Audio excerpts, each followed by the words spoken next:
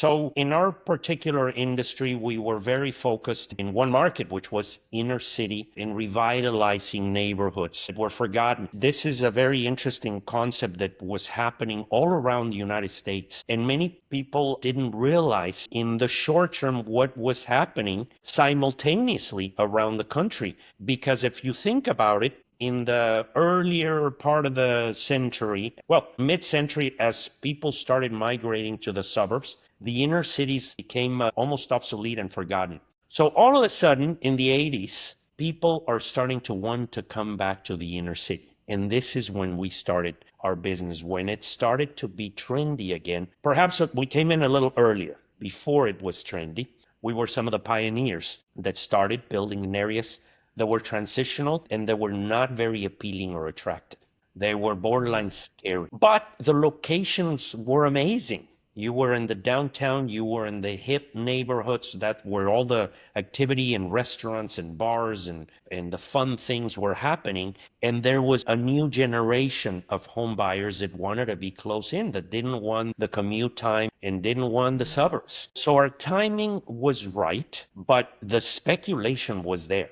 It was very dangerous, very scary at the time, and highly speculative to build in these neighborhoods. So it was a combination of taking that risk and taking on this gamble that eventually worked. We started creating this new market, and we built a company that was amazing. Obviously, soon before you knew it, there was a lot of competition like everything else.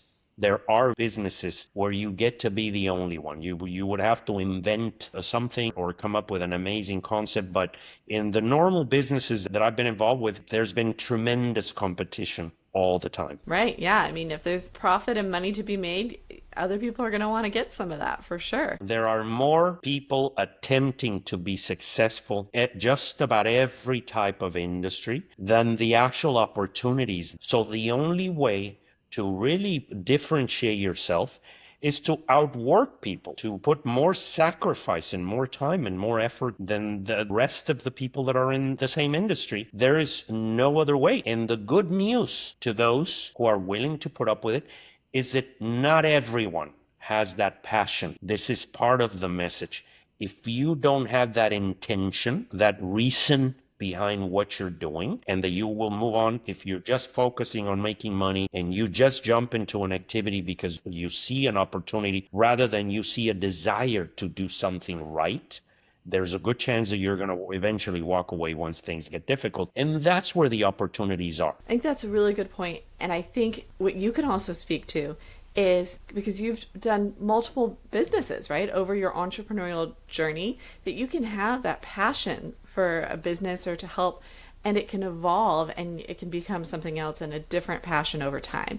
Can you kind of speak to, the different things you've done and how you had that desire and, were able to succeed in these different areas? Business has a life of its own. It tends to take you where you never anticipated. Sometimes you design a path. Let's call it a business plan, which by the way, I'm very big on business plans. I do feel that investing enough time preparing for your business, doing the right due diligence, the right research, understanding, answering all of the questions that you can come up with before you start your business helps tremendously.